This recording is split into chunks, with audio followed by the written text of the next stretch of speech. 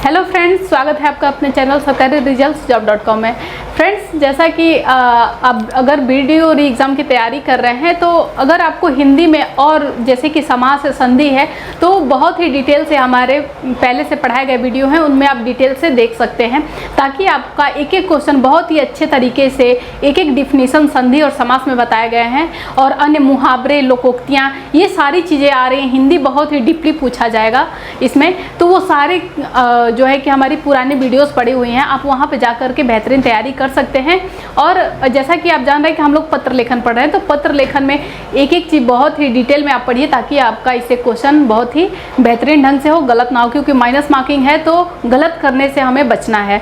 तो आइए देखते हैं कि अर्धशासकीय पत्र कहते किसे हैं। हमने ओरली तो आपको सारा डिफाइन कर दिया था, लेकिन एक बार देख लेते हैं कि उसकी क्या विशेषताएँ हैं, उसकी क्या परिभाषा है, जिससे कि आपका क्वेश्चन यहीं से बनेगा। और डिफिनीशन में भी आपको बताते चलेंगे कि कहाँ से क्वेश्चन बनता है, और जब आपको क्वेश्चन कराएंगे तो आपको लगेगा कि हाँ, ये क्वेश्चन इस तरीके से पूछा गया है, तो इसका बेनिफिट कहीं ना कहीं आपको मिलने वाला है। तो इसमें है कि अर्धशासकीय पत्र, जिसको हमने बोला था कि डीओ करके भी देता है, डीओ लेटर यानी कि डेमी ऑफिशियल लेटर होता है, ये पहली बात। दूसरा है कि ये अनौपचारिक होता है लेकिन सरकारी पत्र होता है। अगर पूछे कि कौन सा निम्न में से कौन सा ऐसा पत्र है जो अनौपचारिक के साथ साथ सरकारी भी है, तो वो अर्धशासकीय पत्र होता है। सेकंड चीज़ क्या क्वेश्चन आता है कि निम्न में से कौन सा पत्र व्यक्तिगत और अनौपचारिक होता है, तो व्यक्तिगत होता है। अर्धशासकीय पत्र ही व्यक्तिगत भी होता है। क्यों व्यक्तिगत होता है? क्योंकि ये अक्सर दो अधिकारियों के बीच का वार्तालाप होता है। अगर ऐसा हो कि एक जिले से दूसरे जिले के अधिकारी, एक अधिकारी है वो दूसरे जिले के अधिकारी को किसी कार्य के लिए उसको दोबारा रिवाइज करा रहा हो कि ये कार्य पेंडिंग में है उस चीज़ के लिए, तो वो आपस में जो एक गोपनीयता इसमें भी होती है, ये भी इसका एक विशेषता होता है कि इसमें जो पत्र लिखा है था उसमें गोपनीयता होती है। तो इस तरीके से ये व्यक्तिगत होता है, इसमें गोपनीयता होती है। तो इस तरीके से अर्धशासकीय पत्र की बहुत सारी विशेषताएँ हैं। तो आइए देख लेते हैं। दो सरकारी अधिकारियों के मध्य विचार, सम्मति, जानकारी या सूचना का आदान प्रदान के उद्देश्य से, देखिए व्यक्तिगत है ये। तो अगर पूछे कि किस तरीके का अर्धशासकीय पत्र है, तो ये व्यक्तिगत है। पूछता है कि निम्न में से कौन सा पत्र व्यक्तिगत है, तो अर्धशासकीय ही होता है जो कि व्यक्तिगत होता है।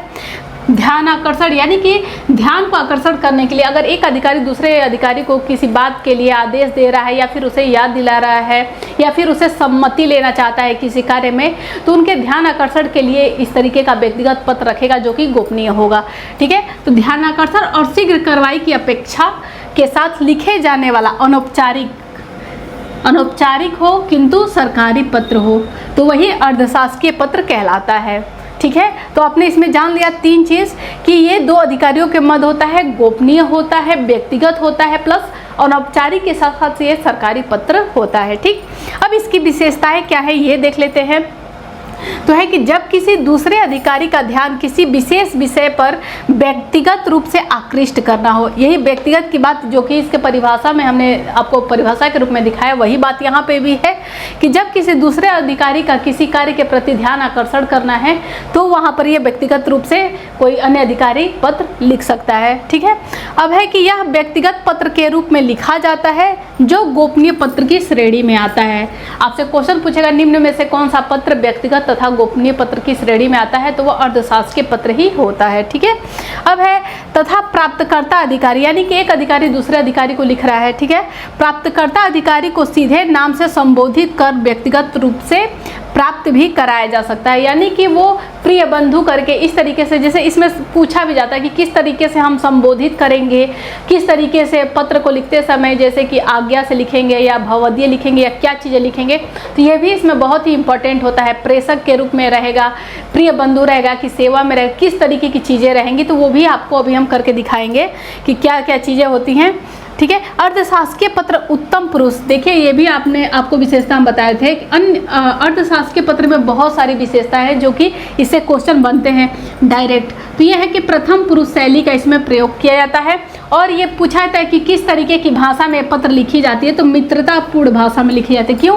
क्योंकि दो बराबर लोगों के बीच बात हो रहा है, दो अधिकारियों के बीच बात हो रहा है, तो कहीं भी ये आज्ञा सूचक नहीं होगा ये हमेशा एक दूसरे से मित्रतापूर्ण, एक दूसरे की सम्मति को जानने के लिए इस तरीके से पत्र होगा, तो खास तौर से ये मित्रतापूर्ण होता है। ठीक है, उसमें पूछता है कि निम्न में से कौन सा पत्र मित्रतापूर्ण है, तो जो सरकारी पत्र होते हैं वो मित्रतापूर्ण नहीं होते हैं।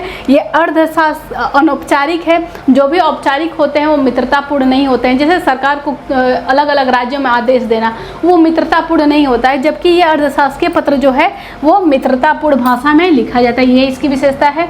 इसे आदेशात्मक वाक्यों का प्रयोग नहीं किया जाता है, इसमें आदेशात्मक वाक्यों का प्रयोग नहीं किया जाता, यानी कि एक अधिकारी दूसरे अधिकारी को आदेश नहीं दे रहा है। हमने आपको पहले बताया कि वो एक दूसरे की सम्मति जान रहे हैं। ठीक है, और है कि बल्कि सम्मान सूचक और आदर सूचक शब्दों का प्रयोग होता है इसमें एक दूसरे के लिए। ठीक है, साथ ही विनम्रता और कार्यवाही का आग्रह किया जाता है। ठीक है, अगर कोई कार्य फंसा हुआ है किसी दूसरे राज्य में, एक अधिकारी दूसरे अधिकारी से सम्मति लेना चाहता है, उनको याद दिलाना चाहता है, तो आग्रह करेगा, निवेदन करेगा और विनम्रता पूर्वक इसमें मित्रतापूर्ण ढंग से ये लिखा जाता है। प्रथम या फिर उत्तम पुरुष शैली में इसको लिखा जाता है। इतनी चीज़ें हैं अर्धशासकीय पत्र में। अब आप क्वेश्चन अर्धशासकीय पत्र से अगर कोई उठा के देखेंगे तो इसके ही अराउंड है सारे क्वेश्चंस, तो आपको ये बता देने पे आपको क्वेश्चन करने में बहुत ज़्यादा आसानी होगी। आइए अब सरकारी पत्र और अर्धशासकीय पत्र में क्या अंतर होती हैं, क्या बारीकियाँ होती हैं, वो देख लेते हैं। आइए अब शासकीय या फिर सरकारी और अर्धशासकीय पत्रों में क्या अंतर होता है वो देख लेते हैं। ठीक है, तो शासकीय में होता है कि ये पूर्णतः औपचारिक होता है। आप जानते हैं कि सरकारी जितने भी पत्र होते हैं वो पूर्णतः क्या होते हैं, औपचारिक होते हैं। अर्धशासकीय पत्र जो है ये होता तो सरकारी पत्र है, लेकिन ये जो है कि अनौपचारिक होता है। सरकारी पत्र के साथ साथ ये क्या होता है, अनौपचारिक होता है। तो आप इसको अंशतः जो है कि इसको अंशतः औपचारिक भी कह सकते हैं, यानी कि थोड़ी बहुत इसमें औपचारिकता भी होती है, या फिर इसको अनौपचारिक भी कह सकते हैं, यानी कि कुछ अंश होता है औपचारिकता का। ठीक है, नेक्स्ट है कि शासकीय में है कि व्यक्तिगत संबोधन के स्थान पर औपचारिक संबोधन, जिस तरीके से महोदय या फिर अगर लेडीज हैं तो महोदया का प्रयोग हम कर सकते हैं। यानी कि यहाँ पे जो है कि ये एक फॉर्मल लेटर होता है, तो यहाँ पे औपचारिक संबोधन यहाँ पे किया जाता है। वहीं पे अगर अर्धशासकीय की बात करें तो प्रेषित के नाम का उल्लेख आदरपूर्वक शब्दों से किया जाता है। प्रेषित किसको कहते हैं और प्रेषक किसको कहते हैं ये जान लीजिए। प्रेषक यानी कि जो पत्र भेजने वाला है उसको प्रेषक कहते हैं, और जिसके पास पत्र आता है उसको प्रेषित बोलते हैं। ठीक है, तो प्रेषित का नाम का उल्लेख आदरपूर्वक शब्दों से करता है, यानी कि जिस तरीके की घनिष्ठता है, चूँकि आप जानते हैं कि मित्रतापूर्वक इसमें लेटर लिखा जाता है अर्धशासकीय में, तो प्रिय बंधु करके हम लिख सकते हैं। जिस तरीके का संबंध होगा उस तरीके के संबंध से हम इसको आदरपूर्वक शब्द से हम उसको प्यार से जो भी हम कह सकते हैं वो कह सकते हैं। मैक्सिमम इसमें प्रिय बंधु का यूज किया जाता है, जबकि इसमें चूँकि औपचारिक है तो इसमें महोदय या महोदया का यूज किया जाता है। ठीक है, अब है कि प्रेषित का नाम का उल्लेख सामान्यतः न करके पद नाम का उल्लेख ही किया जाता है। जैसा कि आप जानते हैं कि जो सरकारी जो भी पत्र होते हैं उनमें ऐसे सबसे ऊपर क्या लिखा होता है, शासकीय पत्र संख्या पहले लिखा होता है। सबसे ऊपर तो ये आता है कि शासकीय पत्र संख्या कहाँ होता है, तो सबसे ऊपर होता है, कॉर्नर पे सबसे ऊपर होता है। ठीक है, और उसके नीचे जो होता है कि प्रेषक होता है, प्रेषक का नाम पद इस तरीके से होता है, और उसके नीचे प्रेषित। तो जब हम सरकारी पत्र लिखते हैं तो प्रेषित यानी कि जिसके पास भेज रहे हैं उसका नाम ना लिख करके उसके पद नाम को लिखते हैं, यानी कि किस पद पे वो कार्यरत है इस समय उसको हम लिखते हैं। तो आप ये याद रखेंगे कि सरकारी पत्र जो होता है या फिर शासकीय जो पत्र होता है उसमें प्रेषित का नाम ना लिख करके उसका क्या लिखा जाता है, पद नाम लिखा जाता है, यानी कि जिस पद पे कार्यरत है उसके द्वारा उसको संबोधित किया जाता है। ठीक है, तो प्रेषित के नाम का उल्लेख सामान्यतः न करके पद नाम का उल्लेख उसमें होता है, जबकि वहीं पर प्रेषक का ऊपर तथा प्रेषित का ठीक नीचे बाईं ओर पदनाम का उल्लेख नहीं होता है। इसमें देखिए क्या होता है, वहीं पे अगर अर्थशास्त्रीय पत्र की बात करें तो ऊपर जैसे इसमें हर एक पत्र में क्या होगा, प्रेषक का नाम ऊपर और प्रेषित का नाम नीचे होता है, ठीक है। लेकिन इसमें क्या है कि इसमें प्रेषित का पदनाम होता है, नाम नहीं होता है। वहीं पे अर्थशास्त्रीय की बात करें तो ऊपर प्रेषक का नाम होगा, नीचे प्रेषित का नाम होगा और इसमें पद नाम की व्याख्या, जैसे इसमें इसका जस्ट ये अल्टरनेट होता है, उल्टा होता है। इसमें अगर प्रेषित का पद नाम लिखते हैं, वहीं पे यहाँ पे प्रेषित का पद नाम ना लिख करके उसको संबोधित करते हैं।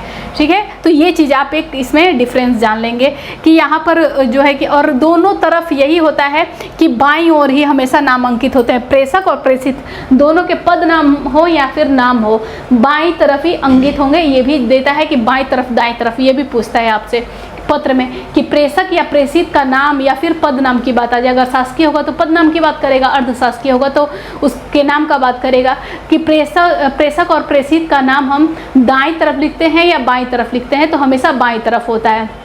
वहीं पे दिनांक की बात करें तो दिनांक हमेशा किधर होता है, दाईं तरफ होता है। हस्ताक्षर हमेशा दाईं तरफ होता है। यहीं पे जैसे कि होता है कि आपका आज्ञाकारी या फिर आपका जो है कि विश्वसनीय, आज्ञाकारी का तो नहीं लिखते हैं, उसमें विश्वसनीय लिखते हैं, आपका विश्वसनीय, भवदीय, ये सारी चीज़ें किधर होती हैं, सारी चीज़ें दाईं तरफ होती हैं। तो आप इन चीज़ों का हमेशा ध्यान रखेंगे।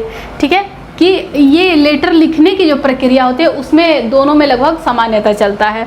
तो है कि प्रेषक का नाम सबसे ऊपर बाईं ओर नाम सहित तथा प्रेषित का पदनाम नीचे बाएं किनारे पर लिखा जाता है। यानी कि प्रेषक का नाम तो होगा शासकीय पत्र में, लेकिन प्रेषित का पदनाम होगा। अगर वो हस्ताक्षर भी करता है तो हस्ताक्षर के नीचे उसका क्या होगा, पदनाम ही होगा, उसका नाम नहीं होगा। ठीक है, अब वहीं पे अर्धशासकीय की बात करें तो जस्ट उसका उल्टा हो जाता है, लिखते दोनों तो बाईं तरफ ही हैं। तो प्रेषक का नाम ऊपर तथा प्रेषित का नाम उसी के ठीक नीचे होता है। ठीक है, और है कि इसमें पद नाम का उल्लेख नहीं होता है। शासकीय पत्र में जहाँ पद नाम का उल्लेख होता है, वहीं पे अर्धशासकीय में पद नाम का उल्लेख नहीं होता है। कार्यालय का विवरण दाहिनी ओर ऊपर के किनारे पर लिखा जाता है। ये भी इसकी विशेषता है कि कार्यालय का जो भी विवरण है वो दाहिनी ओर सबसे ऊपर किनारे पर लिखा जाता है। जो भी जिस कार्यालय से हैं, जिस शाखा से जुड़े हुए हैं, जिस तरीके का भी उनका विवरण है, वो सारा विवरण दाहिनी तरफ ऊपर की तरफ लिखा होता है। ये आप ध्यान में रखेंगे।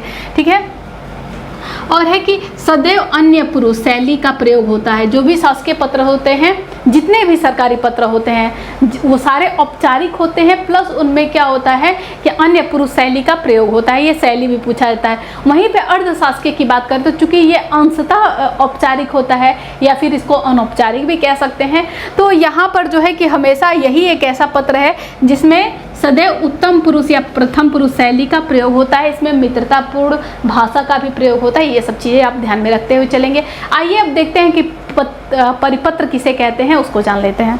अब इसमें नेक्स्ट है परिपत्र, जिसको सर्कुलर भी कहते हैं। सर्कुलर यानी कि एक साथ कई लोगों को सेम मैसेज भेज देना ही क्या कहलाता है, सर्कुलर कहलाता है। तो इसमें है कि यह सरकारी पत्राचार का एक प्रकार है।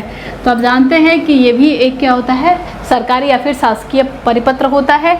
वस्तुतः यह एक ऐसा पत्र है जिसके द्वारा एक ही सूचना या आदेश या अनुदेश को सभी संबंधित व्यक्तियों या कार्यालयों में एक साथ अवगत करा दिया जाता है। यानी कि कहने का यही मतलब है कि किसी भी तरीके की सूचना देनी हो तो एक ही साथ सबको अवगत करा देना ही क्या कहलाता है, परिपत्र या फिर सर्कुलर कहलाता है।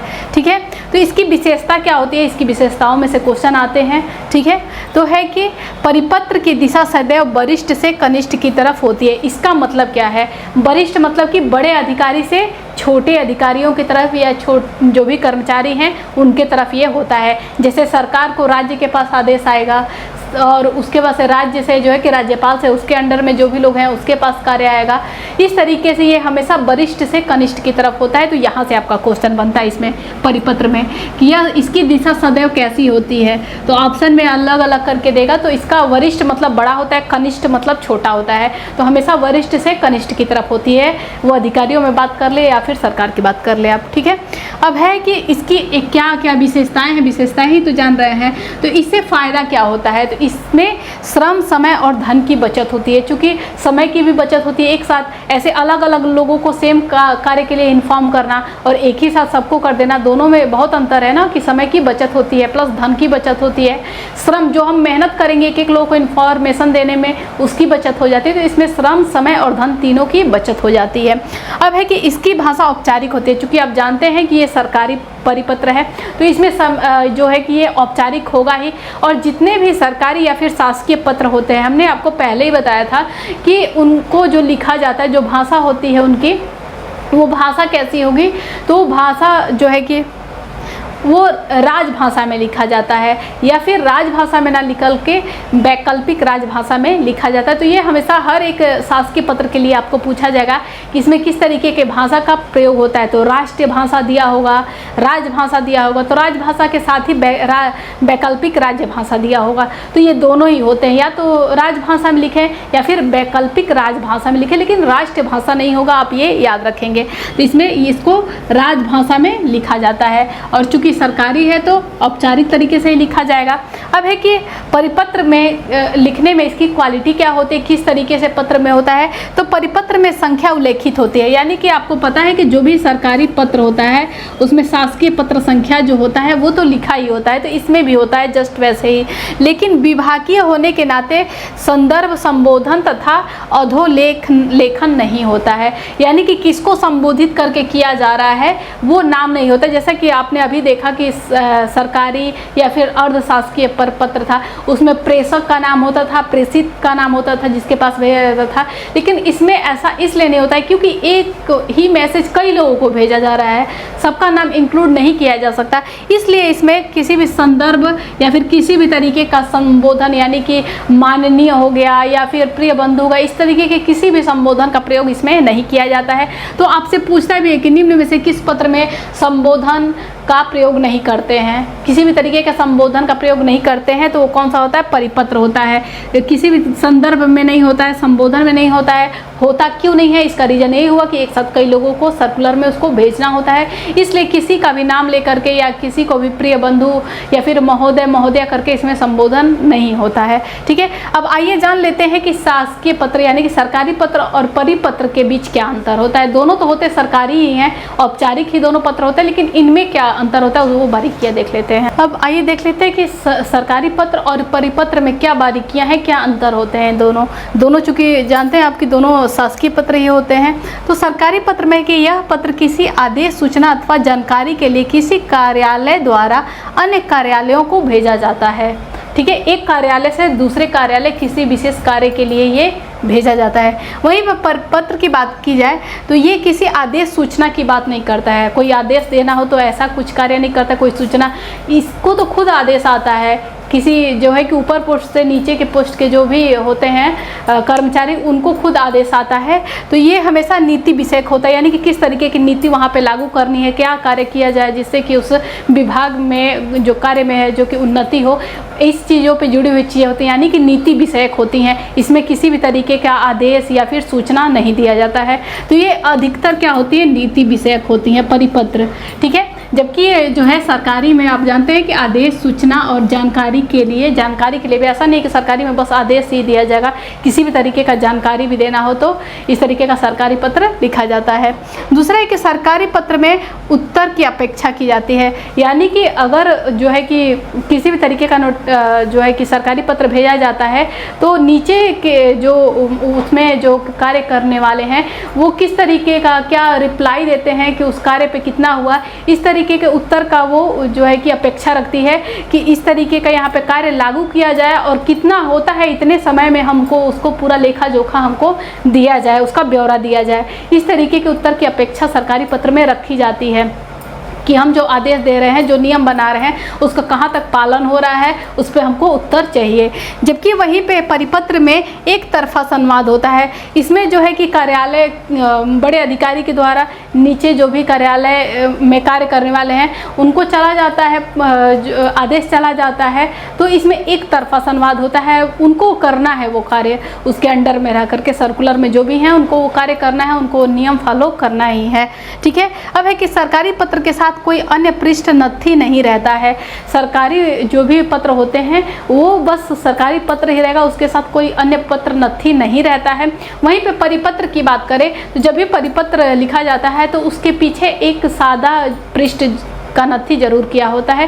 तो ये इसकी विशेषता होता है। तो ऐसा पूछ सकता है कि किस निम्न में से किस पत्र में एक सादे उस पत्र के अलावा एक सादे पृष्ठ की नथी की होती है, तो वो परिपत्र होता है। ठीक है, अब आइए जान लेते हैं अधिसूचना क्या होता है, नोटिफिकेशन क्या होता है, उसके बारे में जान लेते हैं। अब आइए देख लेते हैं नोटिफिकेशन किसे कहते हैं, अधिसूचना किसे कहते हैं। इससे भी बहुत ज़्यादा क्वेश्चन बनते हैं। आप अगर इस पर क्वेश्चन सॉल्व किए होंगे या फिर हम करवाएंगे तो उस पर देखेंगे कितने क्वेश्चन अधिसूचना से भी आते हैं। इसमें तो सबसे पहले बात ये है कि किसकी तरफ से जो है कि जारी किया जाता है और किसके लिए जारी किया जाता है। तो ये हमेशा सरकार की तरफ से, और किसके लिए जारी किया जाता है तो राष्ट्रपति या फिर राज्यपाल के नाम से इसको निर्गमित या फिर जारी किया जाता है। ठीक है, तो ये दिया है कि राष्ट्रपति या राज्यपाल के नाम से निर्गमित वह पत्र प्रतिरूप है जिससे किसी अधिकृत सूचना, किस लिए भेजा जाता है, किसी अधिकृत सूचना या उससे संबंधित नियम या फिर कोई आदेश देना हो, किसी प्रकार की नियुक्ति हो या किसी प्रकार का हस्तांतरण हो या किसी प्रकार की पदोन्नति हो, उसके लिए किसी भी प्रकार का क्या हो, हस्तांतरण हो, किसी प्रकार की पदोन्नति हो या फिर किसी भी प्रकार का नियुक्ति हो, आदेश हो, उसके लिए सरकार द्वारा राष्ट्रपति या फिर राज्यपाल के पास भेजा गया पत्र होता है, जो है कि औपचारिक पत्र होता है। और पदोन्नति को लागू करने हेतु जारी किया गया अधिसूचना किया जाता है, इसी को अधिसूचना कहते हैं, यानी कि नोटिफिकेशन कहते हैं। ठीक है, इसकी कुछ विशेषताएं हैं वो भी हम देख लेते हैं कि इसमें क्या और इम्पॉर्टेंट चीज़ें होती हैं। अधिसूचना किसी व्यक्ति विशेष से संबंधित भी हो सकता है, यानी कि अधिसूचना जब जारी किया जाता है तो किसी व्यक्ति विशेष के लिए होगा कि किसका पदोन्नति हो रहा है या फिर किसका हस्तांतरण हो रहा है, तो व्यक्ति विशेष के लिए भी हो सकता है, लेकिन सामान्यतः इसका संबंध जनता से होता है। इसीलिए इस जो है कि सरकार किसी भी तरीके का कोई चीज़ लागू करती है तो हमेशा जो है कि राजकीय राजपत्र में उसको जो है कि निकाला जाता है, या फिर पेपर में, समाचार पत्रों में भी आप देखते हैं कि इनका स्थानांतरण यहाँ से यहाँ हुआ या फिर इनका पदोन्नति हुआ। तो ये किसी व्यक्ति विशेष की बात होती है, लेकिन सामान्यतः ये जनता से भी इस चीज़ को अवगत कराया जाता है। तो संबंध जनता से होता है, इसलिए इसे राजकीय राजपत्र में अनिवार्यता प्रकाशित किया जाता है। जो भी राजकीय राजपत्र होते हैं उनमें इसको आवश्यक रूप से इसको प्रकाशित कराया जाता है, या फिर जो है कि समाचार पत्रों में भी इसको निकाला जाता है, प्रकाशित किया जाता है। ठीक है, तो ये आप जानेंगे कि ये इसका संबंध व्यक्ति विशेष से हो सकता है, लेकिन इसका सामान्यतः संबंध जनता से भी होता है। जो भी नोटिफिकेशन होता है, यानी कि सरकार के द्वारा जिस भी तरीके का हस्तांतरण पदोन्नति है वो जनता भी जानती है। ठीक है, पत्रों के माध्यम से, समाचार पत्रों के माध्यम से। अब है कि अधिसूचना में प्रेषक को लेखित नहीं होता है। अब किसी भी तरीके का हम पत्र लिख रहे हैं तो उसमें कुछ ना कुछ विशेषताएं रह रही हैं, अलग अलग पत्रों की अलग अलग विशेषताएं रह रही हैं। तो अधिसूचना में क्या है, नोटिफिकेशन में, कि प्रेषक का उल्लेख नहीं होता है। अभी तक हमने जितना भी परिपत्र देखा है उसमें प्रेषक का तो होता था, लेकिन हो सकता था कि कहीं कहीं जैसे कि परिपत्र में प्रेषिता का नहीं था। क्यों? क्योंकि वो बहुत सारे सर्कुलर में भेजा जा रहा था, बहुत सारे लोगों के पास भेजा जा रहा था, इसलिए वो प्रेषिता का नाम नहीं होता था। सरकारी जो होते हैं उसमें प्रेषिता का नाम नहीं होता है, उनका पदनाम होता है। जबकि यहाँ पे प्रेषक का उल्लेख नहीं होता। क्यों? क्योंकि प्रेषक सरकार के द्वारा ही, ये जो भी जब भी जारी किया जाता है सरकार के द्वारा ही जारी किया जाता है। तो अधिसूचना में प्रेषक का उल्लेख नहीं होता है।